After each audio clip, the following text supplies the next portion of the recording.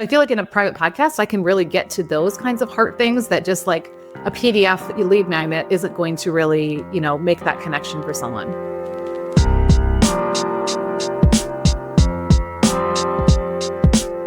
Welcome back to another episode of Launch Your Private Podcast. Today, we have Lissa Figgins, creator of Redeem Her Time. Thank you so much for being here. I'm so excited we get to talk about your lead magnet today. Welcome, welcome. Thank you. This is so fun to actually see you guys in real life after I've heard you in my ears for so long, which is why I love podcasts, especially for my lead magnets. Oh, love it. Love it. And you have a public podcast too. I do. Yes. As soon as I found you guys, I moved everything over to Hello Audio. So my public one is Redeem Her Time. And then I've got several different private ones because I'm using it for a couple different purposes right now. Ooh, I can't wait to dive in. Don't worry, we'll put the link to your public podcast below so everyone can find that. But yeah, let's start by talking a little bit about your business. Because I think giving people just some context about who you serve and what you do will help kind of set the frame for how you're using private podcasts in your business. Yeah. Well, you know how most women feel like there's more on their to-do list than there's minutes in the day? Like I fix that. So I'm a time scaling strategist, and I really come alongside busy Christian women, business owners, to help them scale their revenue by scaling their time. Because we can't change the amount of time we get. 24 hours is all we get, no matter how much we wish for more, except that one day a year that we get the extra hour with the time change. But really, it's about not worth it. I know, right? At all. Not that way. Yeah, and so I show women, especially business owners who also are juggling other roles, like how do we invest our time in a way that it really produces what I call ROTI, return on time invested, that's multiplying our time, not just managing it. Manage means to contain or control something. That's putting a capacity, a lid on your capacity and your results. And so I believe God's called us to steward our time. And that's a whole different approach to time because it doesn't belong to us. And so we're looking to do big things with it. Nice. I like that. I like it. I like it's fun to always and I know you've encountered this in your business, right? There's a lot of people that are teaching time management online, and there's a lot of different approaches. I have learned in my life to there's just some people that don't have children or there's just folks that where I can't quite connect with some of the strategies that are out there. So it's always really fascinating for us to understand kind of your unique point of view or your framework and how you view this topic, because that's ultimately also what's going to attract your ideal audience too. Just because there's no shortage of people trying to, save us time or, saving time. So I think it's always really great to hear your context. And I love that. Now, talk to us a little bit too about maybe your offer. So obviously we're going to talk a little bit about private podcasts as a lead magnet, but we want to make sure the audience understands what we're leading them to. Yeah. So right now, my main offer is what I call my trust building offer, and it's called CEO Focus.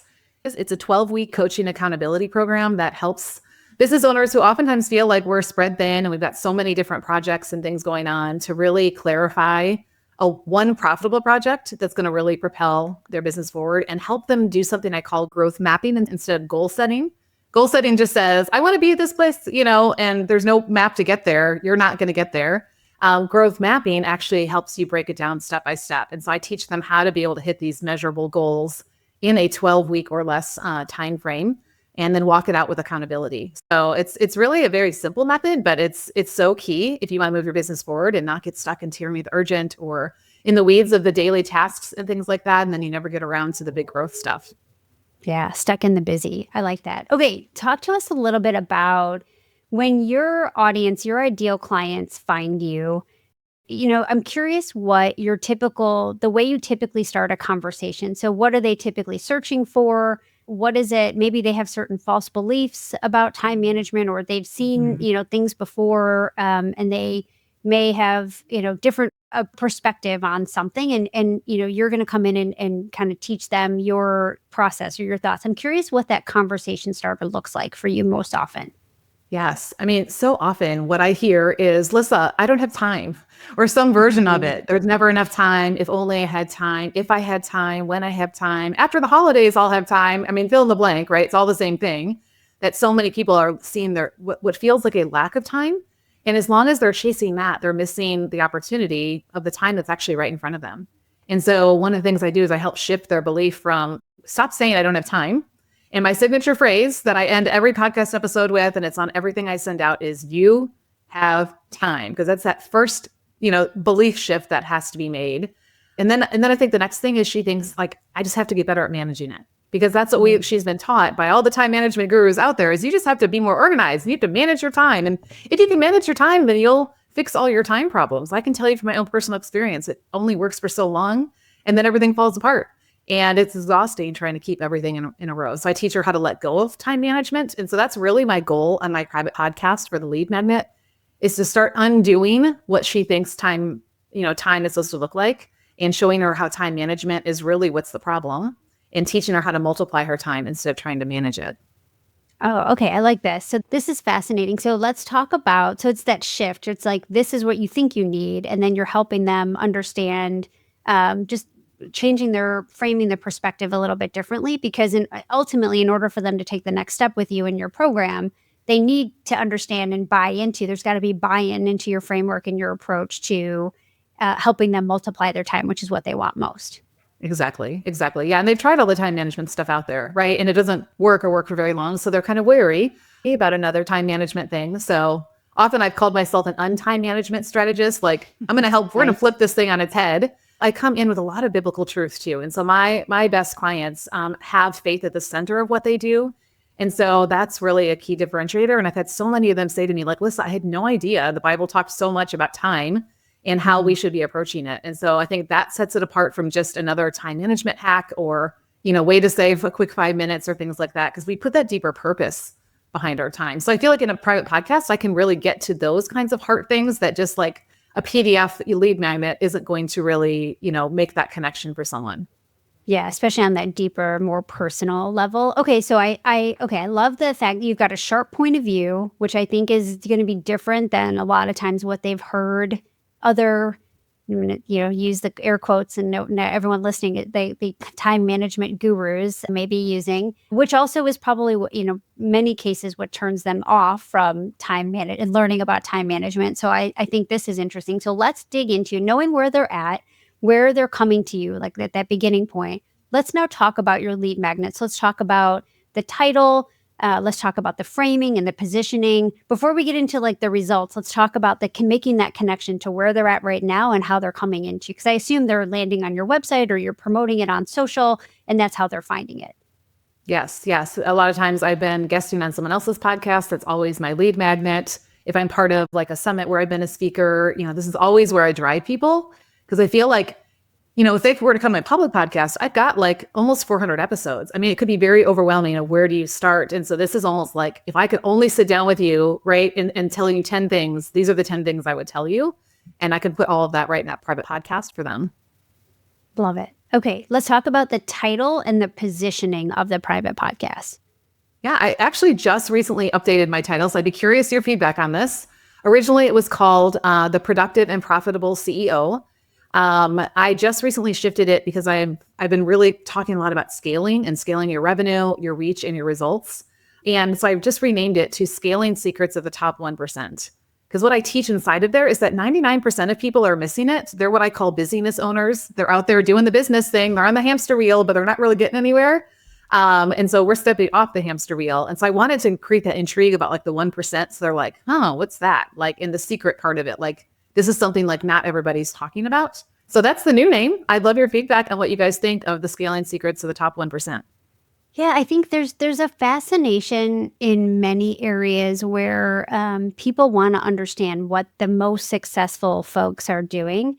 I think I will also balance that with, we are in a weird time. You're in the United States, right? Yes. Okay, yeah. So like a weird time in the United States where we're having different connotations of what the top 1% may evoke, like emotionally in people too. But I think most folks that are in the time management pre-frame, so like I'm thinking about my time, I'm thinking about the success of my business. I assume you deal with like, is it a large majority of women or 50-50, or where are we at with men versus women? Just ladies. Okay. Sorry, guys. Yeah. Sorry. Well, you can manage your time too. Just right. That's fine. Plenty of people out there. But I think especially for high achieving women, I'm going to make the assumption that because they're not going to be looking to help, be more productive if they're not high achieving women typically. They're looking to understand what other people are doing, I think this group of women always they're learners. I feel like they're continuously learning. They are always looking for notes or insights because they tend to, gather those things. So I think this helps with a little bit of intrigue. And I think where I think about, and this is something you'd have to look at data, like, does it convey your point of view sharp enough? And sometimes the title doesn't have to. It could be the subhead, or it could be other context that you're putting on the page so that you're getting the folks that you ultimately will resonate with your approach the most, like faith-based people. I would say that's one thing I would just want to make sure that we're attracting the right people there. And then, I think it's always something on the supplementary copy wherever we're bringing people in to let them know that this is different. Because if I were just without seeing your face at all, and I'm just saying, like, the secrets of the top 1%, because of my experience in marketing, I'm thinking bro marketer, right? It's because of the way headlines have been shown to me in my experience. A lot of times other business owners, especially women, won't have that because they're outside of this weird digital marketing bubble. But as soon as I see your face, I go to your website and I see pictures of you, I'm like, oh, this is the anti-bro marketer, like this. And it puts me at ease, right? Because that title doesn't. So in a vacuum, sure, there's other things that this can convey, but the way you're depicting it, I feel like softens it and helps provide additional context and pre-framing that would help bring the right person to you. So I think if it continues to convert, I love it. If for some reason it stops converting or it isn't working, we can absolutely workshop other titles, but I'm not seeing red flags with this one. Okay, great. We had Natalie Kusa on recently. I think I did that episode solo, Nora, and she's a second time case study. And she just released an offer. It's called the Trust Funnel, but it's about how to build a private podcast funnel. And the conversation we had was about that. And her and I actually talk like a decent amount of time about naming. And I'll be honest, when you were like, you have time, I was like, why is that not the name of the podcast? Because that is very and she talks, so her podcast that she just released is called Trust Fund, right? We don't it could be anything. But in the way that we are now in our space, it's like, well, you know who she is. That's why you're following her. So then you're like, oh, I get the name of the podcast. That podcast isn't going to go viral without who she is and her brand. And so if you're out there, and she also teaches guest podcasting as a way to grow your business. And so her first episode with us was about what she is now calling her Trust Funnel, but was about her private podcast that had, I don't even know, Nora, it was 50 listeners and made her 5 figures in clients or something like that. Because it's not really about the listeners. It's about, are you getting the right people? To Nora's point, particularly if you're getting these from these ways where you're presenting yourself as an authority through someone else, you're borrowing their brand and their, clients, and then they hear you speak, they're like, cool. And I think to Nora's point, does the title match who this person is showing up as? Because you're just trying to get those people that liked what you said to the next step. They're not just stumbling on your private podcast. You know what I mean? And so I think playing with something that lands like that you use has some power. And I think she just released another one that is something oh gosh, now I can't remember what her other one was. But anyways, I'm seeing there's another woman who I'm reaching out. Maybe she's going to listen to this. I hope she'll come on because she made a private podcast called Proof of Life. And it's for women CEOs, and it's 5-minute episodes. I guess what I'm getting at is there's also this space for a really catchy, something that would make for a really good cover image where you put it on and both of them, the words are really big, but it's also their face. I don't know. And to Nora's point, the other stuff can be conveyed in a subtitle. So it's what's memorable is the thing that I remember what you said is you do have time. You have time. And that's what that person wants to believe. I'm going to sign up for this podcast so I fucking believe that. You know what I mean? Because I don't. And so here's this person telling me that maybe by the end of this episode, maybe that's what the hook is. Maybe by the end of this thing, you will actually be able to say that and believe it or something like that. Right. And so when you play with that kind of stuff, I think there's a space because they always say, right, don't make it cutesy, make it say what it is. And also, we could, depending on where you're putting this, you're not running ads to it. You see where I'm getting at it? It's like, it's intimate. So the people who are signing up for it already have some context. So you don't need to like over explain it. I don't know. Maybe Nora has other thoughts. I have two thoughts. One, there's another phrase that you mentioned, and it was like I could see like from busyness owner to business owner. Oh, yeah. I could see that because, your people are like, yes, I'm busy. And that's the identity. Like I am a busy person and that's the identity. I'm cautious around. So I have helped out a few marketing campaigns with faith-based audiences. And we have to be really cautious of like shame and guilt. And I think part of Fair. so like where like you have time and you're like, stop, you know what I mean? Like there's just like this, there's some, and granted, being raised Catholic, like I get it. And also like, I think there's just this, it's a weird thing where if we can speak to the identity that they own today, which is busy, right? And then shift because they have to have like, they need your help. Having the belief that they have time. Like that is like, I'm busy, I'm too busy for this, and to peel some of those layers off, they're probably going to need a few episodes in order for them to get there. But I did like that phrase that you had mentioned, because I feel like that could resonate. And then, to Lindsay's point, I think, the subhead and maybe the imagery on there could help you attract more faith-based. If that's really ultimately I think turning up the volume on that point of view a little bit more could ultimately get you more people who are more likely to purchase a framework that is specifically rooted in that point of view. Okay, that's really helpful. Yeah. So if you were to say between those two, like you have time or like busyness owner or something around that, like was there one that you would say, this is a hot one, like we go for this one first? For me, it's all testing. And here's what I would do. If you have folks in your programs today, I would do like a sample group of, maybe a dozen folks that you could just say, hey, throw the names out there and see how they react to it. Like, and if you've already done the work with those folks and they already have shifted their beliefs, and like, I want you to think back to when we first met before we've been starting this work. And if you saw these two phrases, what would give me like your immediate emotional reaction? Give me the words of what you would think and see how they react. And then I would test that. Okay. Yeah. Great. Yeah.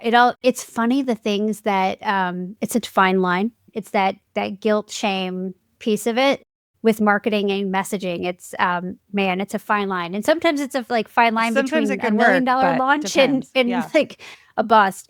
Ask me how I know.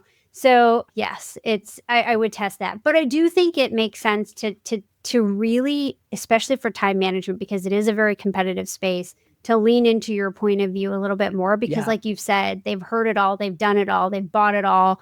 None of it has resonated with them, and there's a reason. And so giving them a reason that this ultimately is different and will resonate with them in a different way is good. And the other thing you could do too is on your landing page, on your Flowdesk landing page where you've got it set up. I know you've got a picture of yourself on the left-hand side, which is a great photo of you. Like even putting like a testimonial underneath or a bottom of someone who's worked with you, just to anchor it in something of like, because I mean, you and I both know, all three of us, like we all know that there are people who are educating and trying to coach on time management that should never really be coaching on time management online. And I think this anchors it in more of a human connection, which I think is even more and more important, especially as your high achieving women are looking at AI and they're Googling things and they're probably talking to ChatGPT. Like, I think getting advice from a human who's been there and has helped other people is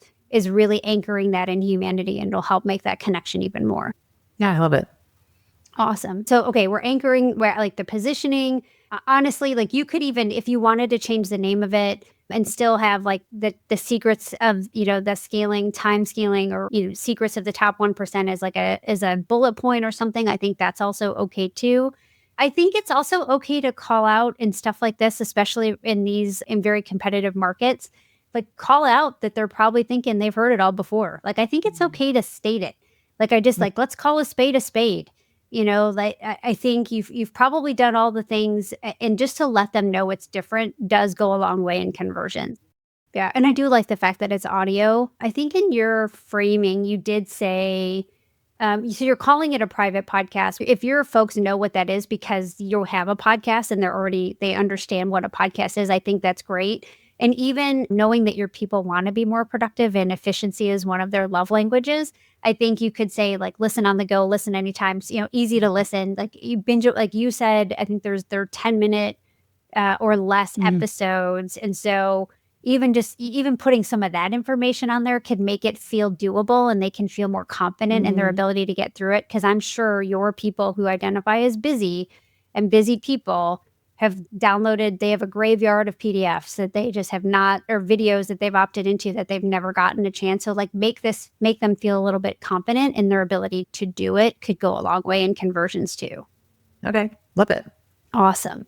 Okay. So, and then one thing that came up, I think, in our pre-show as we were chatting, just the tech setup. So I do want to talk about that a little bit because right now you have a landing page that's promoting this with Flowdesk, which is great. And so if right now when people opt in with Flowdesk right now, you could, if I put my name and email in here and I, said, yes, I want this audio series, being able to take that information and immediately send that to Hello Audio to give them access is probably going to be a higher converting versus, getting their information on this form and then sending them to the Hello Audio forum to opt in. So like it kind of creates a double opt-in situation. And yes. so I think if you're using Zapier, we don't yet have a direct integration with Flowdesk, but it is something that is on our list at the time of this recording that a lot of folks, I think, especially as other CRMs have been raising their price, we've seen a lot more people migrate to Flowdesk as well. But I do think that will help your integrations. And so here's what that would typically look like, right? And I will say too, as I look at your form, I see first name, last name, email, cell phone. I didn't test this to see if all of them were required. The cell is not required. Okay, perfect. So just the first name and last name. So here's what I would test. If for some people, just knowing it's not required might make them fill out the form versus seeing all 4 fields and being like, oh, I don't want to give my cell and not realizing they don't have to. So even just putting optional could increase your conversions on this as well. I mean, we always test like take it off or leave it on, but if you're going to leave it and then, mark it as optional, and I think it makes people feel like it's easier. And then when they opt in, they click the button, you can show them a thank you page. Now on that thank you page, you can say your unique access link is on its way to your inbox. And then, that video you would, in the pre-show we were chatting about, which you followed, there are best practices to a T, because we always say, yes, turn on the automatic reminders in Hello Audio. So if they don't subscribe right away, they get some automated reminders to do it. But we also always recommend you demonstrating it as your own listener. And so you had recorded these videos. So what I would do, I know you don't have to record personal videos, but that video of you being a listener of your own, private podcast, so they can see the cover art, they can see what it's going to look like. I would put that video right there on the thank you page so that they can see. And I would start from the inbox. So right now, your unique access link is on its way to the inbox. Here's what that's going to look like. You can read the recording. You don't have to show your whole inbox because mine's a mess, as probably many of your clients are. So like, how many unread emails do you have? Right. Let's not discuss that in public. But you can see, here's what this is going to look like. You click on start listening. You'll be taken to a page where you get to choose your favorite podcast app. Now, this is the script I typically use, right? The apps that you see will depend on what device you're listening to. If you're on an Apple device or an iOS device, you might see Apple Podcasts. If you're on an Android device, you might see some other choices. If you're on Android, I recommend this. If you're on iOS, I recommend this. Here's how we do it. Click on it, one click, load it in your podcast app and away you go, right? And then you might say something like, and don't miss, you might do like a teaser or like an open loop and say, and you definitely don't want to miss episode 3 or episode 4 where I reveal XYZ, right? Just to like give them a reason to go consume it and get more excited about it. I think that could be really, really good for consumption as well. But I like being able to do that. Now, in the email, obviously, if we do it through Zapier, Hello Audio will send the automated, like the transactional email that says, here's your stuff, start listening. You could 100% create an email that is separate from that with the video and say, don't miss out. And you could even put some of the teaser stuff about like, in this episode, we reveal this. In this episode, we reveal this. Maybe if you have like a hidden Easter egg or something in there, you could tease that out. But that'll always help your people go from invited to subscribed. Okay, thank you. Yeah, it's fun. It's fun to watch the teasers where you're like, oh, I really have to know that, or I can't miss that. I'll make the time to find that out. So you do recommend, because I think this is my question coming in, if I need to send them to Hello Audio first and then bring them over to Flowdesk, or you like the idea of starting them in Flowdesk and bringing them and then zap over to Hello Audio? Yeah. I mean, Hello Audio does have our built-in landing pages, and I'll I think it's meant for folks that haven't yet invested in a CRM or a landing page, like, that they don't have landing page software. So that's that's just not something they've needed for their business. But if you're already in Flowdesk, I start with your CRM, which is, Flowdesk. You've got all the flexibility you want to make this page look whatever it's going to look like. And then use Zapier to add the listener in Hello Audio. That'll trigger their unique access link, which I think is, that's also important, because then you can see who's listening and who's not. And this also allows you to just have a more seamless experience where they get to opt in once and they get what they asked for. And I will say this, you already have permission from every other person that opted in that didn't do, because I think you have it set up right now with the double opt-in where they have to opt in again. You could 100% add those emails because they've given you permission to do it just directly in Hello Audio so that they get their unique access link. So everyone that didn't do it, you could absolutely do that because they opted, they raised their hand and said, yes, please give this to me. I would send them an email and just say, hey, like, I realized a tech snafu or something in my whatever. And so you could look at, because there might be people so far as April back, right? So when you first launched it, so you might want to just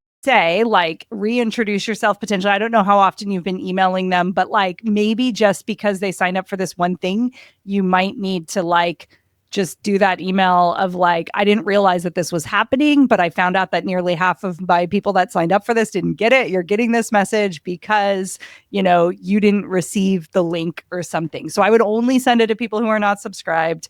You could send it to everybody if you wanted to, but I think it's more like, no, you're only getting this because you didn't subscribe. Because you know what? This is actually an opportunity for you to get those 18 people who didn't subscribe. So Nora, she could kind of even email those people in Flowdesk. She could look at Hello Audio, export who those people are, and see who did not subscribe yet, who are invited. And you could say like, oh, I didn't realize that so many people didn't have a chance to subscribe. There is another email that is, and you can decide. You could say you're going to send it tomorrow. You could say it's sitting in your inbox, because to Nora's point, it's a transactional email. They said that they wanted it.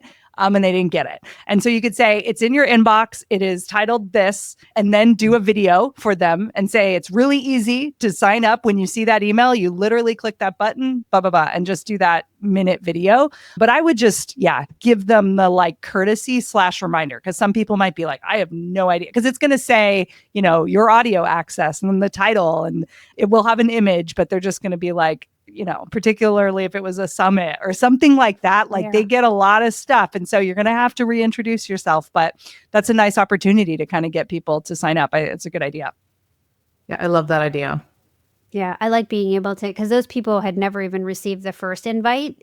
And so just reminding them of what it is and who you are. And honestly, like, you've got the opportunity, because it's a broadcast email you're sending, to say, remind them of why it was important for them. And like right now we're I know it's hard to believe that I'm even saying this, but like at the time of this recording, right, we're heading into the holidays, or we're getting ready to head into the holidays. And that's when busy people get even busier, right? And so knowing that they can, the ease of access, I think, is something you can promote. Like, this is an audio series. You can just pop in your AirPods or your headphones and take it, with you on the go.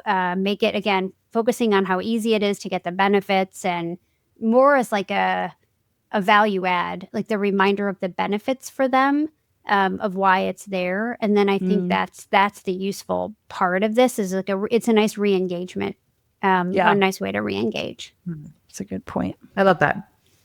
Yeah. The other thing too, I guess a couple things I'll say with a lead magnet in general, especially, I mean, I know this has been going on since April, but you've probably had a couple people in April that subscribed, that listened to some episodes, and then didn't necessarily take action. It was the wrong time. By the time they got around to it, they were heading into summer with their kids, whatever.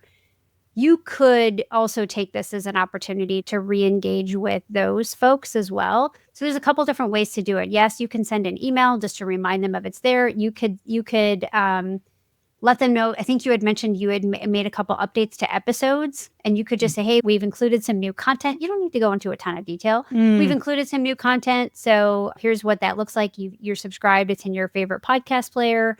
There's a couple different ways to do it. We also will always recommend, after a lead magnet is there for a while, you could always add an episode. This is nothing you need to do now, but that's another way of a re-engagement strategy, is adding a new episode and then letting people know that you added a new episode or a bonus or whatever that is, so that you're just adding more value to something that they've already raised their hand for and said that they were interested in. So you could do that too. Yeah. And then what I noticed is that when I did go in and update my episodes a couple of weeks ago, it put it back up towards the top of my library. So I know that if you're not consistently adding to something like a private podcast, it gets buried down the bottom, and it could very well out of sight, out of mind. So I love this idea to go in there and pop those things in.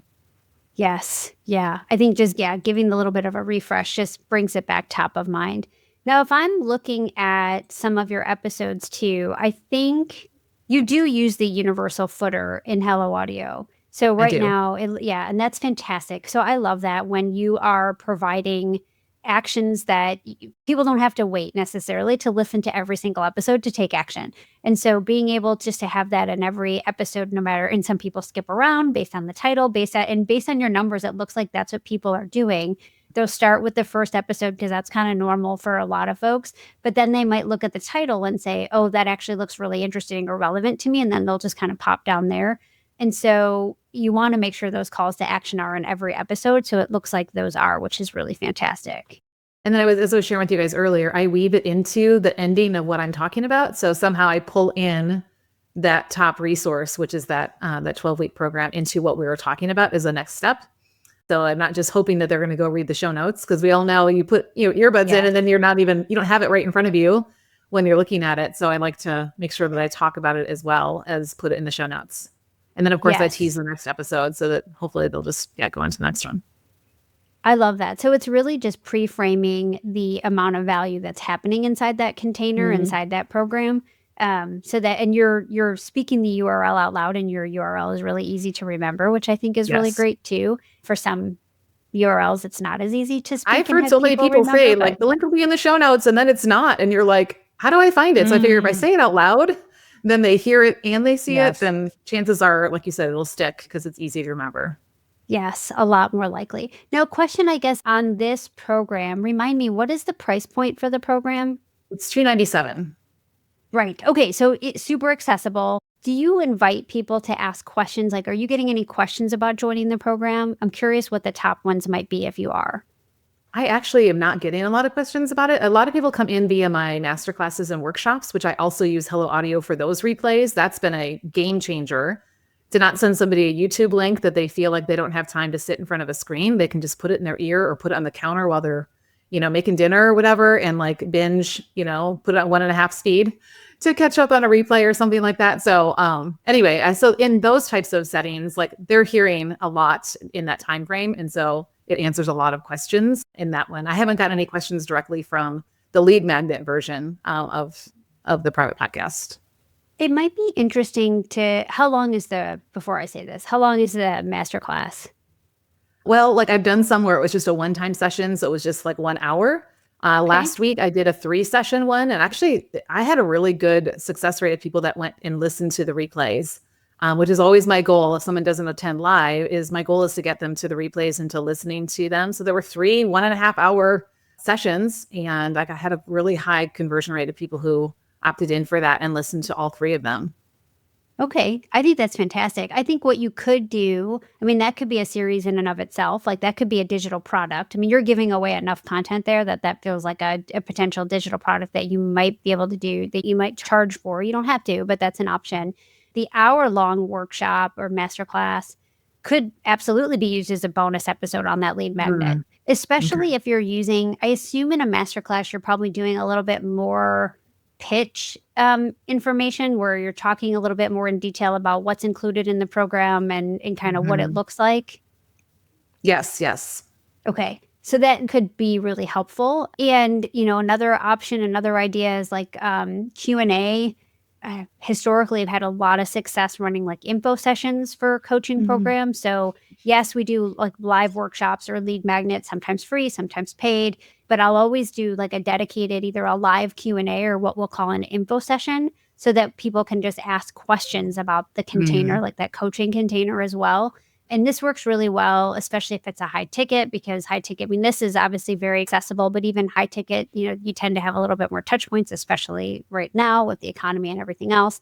I think even a short info session or a live Q&A as an added episode could be really beneficial for conversions as well. Like even the top 10 questions people ask about this, or questions that they should be asking, and maybe they don't know to ask. Just to differentiate your program from others, that could help with conversion as well. I love that idea. Yes.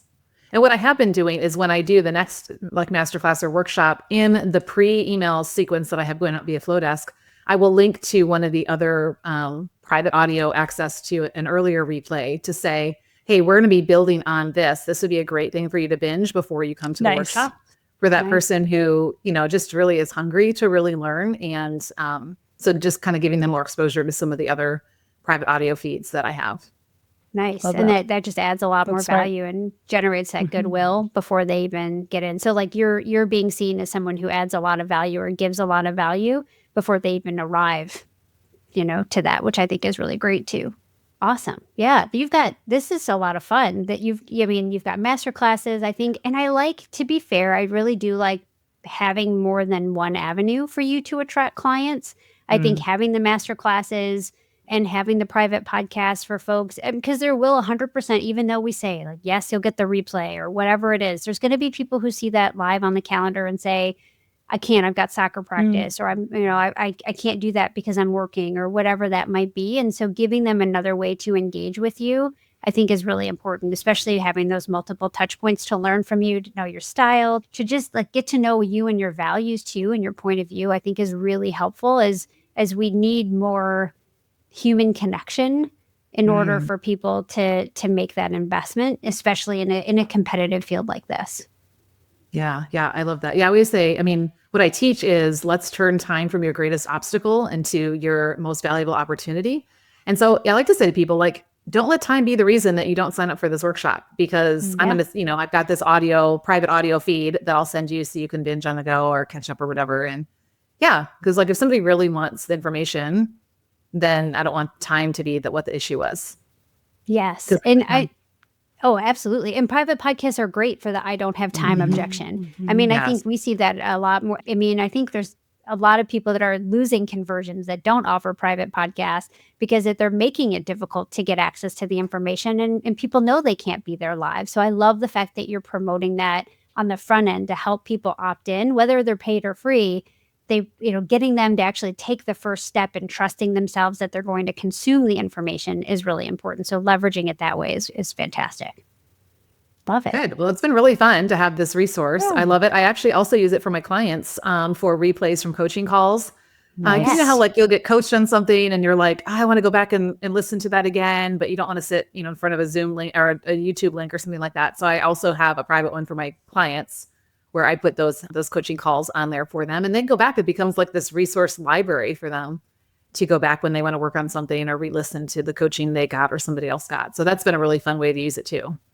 I love it. It makes me so happy that someone's a time management expert, right? Is like, because to be fair, you're going to be a testimonial. Really, like, I don't think I would trust anyone that was saying like, I'm a time management expert. Do you use private podcasts? No. I'm like, I don't know. Are we, do you really understand? So, right. I love this. Yes. This feels very congruent with your audience and what they need. That's fantastic. Awesome. Well, yeah, thanks for stopping by, hanging out, and sharing all the background, the details. I know it's sometimes not easy to come on and talk about our businesses, but thanks for taking us behind the scenes and being open and coachable. We'd love to have you come on, launch your private podcast. Maybe we'll get a case study in there. Maybe we could talk more about the workshop replays or something. But also when this takes off, and then we'll be like, look, all those edits we made. Right? Sound like a plan? I love it. Cool. Yeah, sounds fantastic. Awesome. Well, thanks for stopping by. All right. Thanks, ladies. Thanks for your help.